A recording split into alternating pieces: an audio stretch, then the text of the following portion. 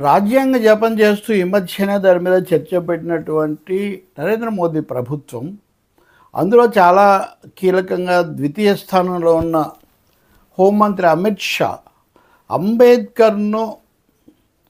అంబేద్కర్ అంటే రాజ్యాంగ నిర్మాత, మనకు అందరికీ గౌరవనీయుడు తెలుసు. అలాంటి రాజ్యాంగ నిర్మాత అంబేద్కర్ను అవహేళన చేసేటటువంటి వ్యాఖ్యానాలు చేయటం చాలా చాలా బాధాకరమే కాదు, దేశం అంతా నిరసనకు దారితీసింది. ముఖ్యంగా ఆ వాదన కాంగ్రెస్ నాయకులకు వాళ్లకు మధ్యలో జరిగింది. కానీ జరిగింది ఎవరికి ఏం చెప్పారనేది ఉన్న అక్కడ కేంద్ర బిందువుగా ఉన్నది అంబేద్కర్. ఆత్మశుద్ధి లేని ఆచారం అది ఏల, భాండ శుద్ధి లేని పాకమేల, చిత్తశుద్ధి లేని శివపూజలెలరా, విశ్వదాభిరామ వినురవేమ అన్నట్టుగా ఈ మనువాద మనస్తత్వం జీర్ణించుకుపోయినటువంటి సంఘ పరివార్కు అంబేద్కర్ ఎప్పుడు కొరకరని కోయే. ఎందుకంటే రాజ్యాంగం కాంగ్రెస్ నాటడానికి, ఎమర్జెన్సీకి, దానికి వాళ్ళు రాజ్యాంగాన్ని చెప్పటమే కానీ నిజానికి రాజ్యాంగాన్ని చాలా తీవ్రంగా అందులో అసలు ఏది భారతీయమైంది లేదని ప్రకటించారు వాళ్ళు. అంబేద్కర్ తెచ్చిన రాజ్యాంగంలో భారతీయమైంది ఏది లేదు అని ప్రకటించారు, తగలబెట్టారు అంబేద్కర్ను కూడా. అంబేద్కర్ సరే వీళ్ళ మీద ఏమేమి రాశారు, మత ఛాందసం మీద, అగ్రవర్ణ దురహంకారం మీద, అవన్నీ మనకు తెలుసు. ఏదైనా ఈ 2019 ఎన్నికలప్పుడు రాజ్యాంగానికి ముప్పు అనేది కీలకమైన నినాదంగా వచ్చింది.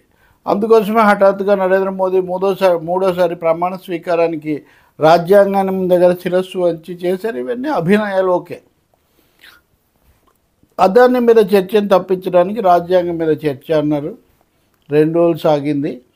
రాజ్యాంగం మీద చర్చ కంటే నెహ్రూను దూషించటము, నెహ్రూ వల్ల జరిగిందని చెప్పడం, దీని మీద ఎక్కువ పెట్టారు. ఇందిరాగాంధీ ఎమర్జెన్సీని ఎవరు సమర్థించారు? ప్రజలే ఓడించారు. ఇప్పుడు అమిత్ షా వచ్చి ఒక 50 ఏళ్ళ తర్వాత చెప్పాల్సిన అవసరం ఏం లేదు. కానీ ఇందిరాగాంధీ కనీసం ఎంతో కొంత క్షమాపణ చెప్పారు. దానికి మీరెక్కడ చెప్పారు? ఇప్పుడు దేశంలో అప్రకటిత ఎమర్జెన్సీ ఉంది అని అందరూ ఆక్షేపించారు, అన్ని పార్టీలు. అటువంటి సమయంలో అంబేద్కర్ ప్రస్తావన వచ్చినప్పుడు అంబేద్కర్ పేరు పలకడం ఫ్యాషన్ అయిపోయింది. ఎవరిని అంటున్నారు ఈ మాట? దేశంలో ప్రతి ఊళ్ళో, ప్రతి నగరంలో, ప్రతి వాడలో, పేదల వాడల్లో మరి ముఖ్యంగా అంబేద్కర్ విగ్రహాలు ఉంటాయి. అంతకుముందు వీళ్ళు ఊరి బయట పెట్టిన దళిత వాడలు, వాటిల్లో తప్పకుండా ఉంటాయి. అవన్నీ ఫ్యాషన్ కోసం పెట్టారా? ఈయన ఏమంటున్నారు? ఫ్యాషన్ అయిపోయింది. చాలామంది అంటుంటారు ఇది ఎగతాళిగా ఈ మాట. అది ఫ్యాషన్ కదండి, ప్యాషన్ అంటే తపన, దాంతో ఉన్నటువంటి ఘర్షణ దాని వెనక ఉందనేది స్పష్టంగా అర్థం చేసుకోవాలి. ఇంకా రెండో విషయం, అంతటితో ఆగలేదు. కాంగ్రెస్ వచ్చేసింది అన్నీ సరే. కాంగ్రెస్ చేస్తే కాంగ్రెస్ని ఎదుర్కోండి, రాజ్యాంగం మీద, దేశం మీద ఎందుకు కక్ష తీర్చుకోవటం? ఏమన్నారు?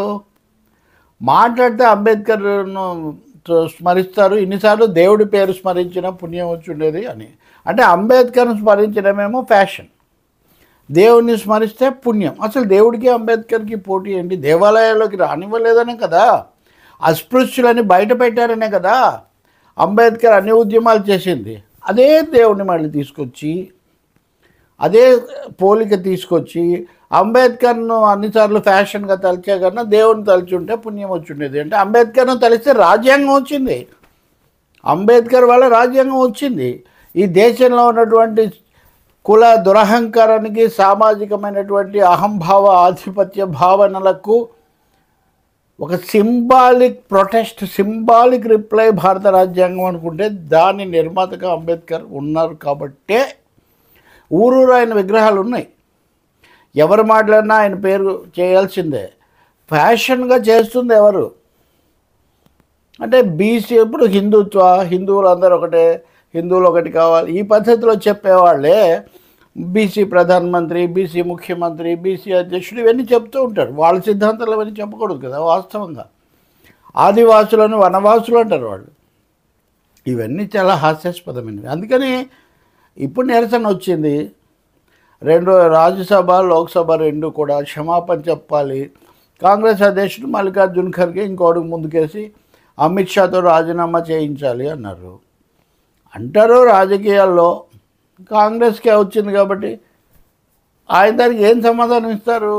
నాతో రాజీనామా చేయించాలని మల్లికార్జున్ ఖర్గే చాలా ఉత్సాహంగా ఉన్నారు, కానీ నేను రాజీనామా చేసినా కానీ కాంగ్రెస్ పార్టీ ఏం అధికారంలోకి రాదు, మరో 2 సార్లు మరో 10-15 ఏళ్ళు ఖర్గే ప్రతిపక్షంలోనే ఉండాలని. ఒకటేమో ఆయనకి అంత వయసు లేదు, రెండవది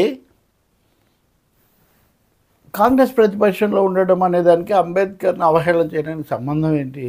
సో దీని మీద ఖచ్చితంగా ప్రతికూలత, నిరసన వస్తాయి. ఎవరెంత తమిళనాడులో వచ్చింది, చాలా తీవ్రంగా వచ్చింది. తమిళనాడులో ఈ సమస్య చాలా ఎక్కువగా ఉంది. మనకు తెలిసి మనువాదం అన్నది సరికాదని. సో ఇలాంటి పరిస్థితుల్లో సరే కొంతమంది ఇదేదో రాజకీయ చర్చ, రాజకీయం కాదండి, ఇది రాజ్యాంగబద్ధమైన సామాజికమైన వాగ్వివాదం. ఇది బీజేపీ స్వభావాన్ని పట్టి చూపించేది. రాజీనామా చేసిన అంటున్నారు కానీ చేస్తానేమి ఆఫర్ చేయలేదే. కాబట్టి అంబేద్కర్ రాజ్యాంగ చర్చ చేసి ఏదో ఇంత యాత్ర వ్రతం చేసి ఏదో చేశారన్నట్టుగా 2 రోజుల పాటు రాజకీయ చిత్తశుద్ధి లేకపోయినా రాజ్యాంగ చర్చ చేసి రాజ్యాంగ నిర్మాతను ప్రత్యక్షంగా అవహేళన చేసే వ్యాఖ్యలు చేయడం ద్వారా అమిత్ షా విమర్శలు కొని తెచ్చుకున్నారని చెప్పాలి. ఇవి బీజేపీ మీద కూడా ప్రభావం చూపిస్తాయి రాబోయే వివిధ సందర్భాల్లో. రెండవది, వాళ్ళకి ఈ విషయంలో నిజంగా వాళ్ళ నిబద్ధత ఎంత, లేదా ఏమన్నా చెప్పినట్టు చిత్తశుద్ధి ఎంత అన్నది కూడా చూపిస్తాయి.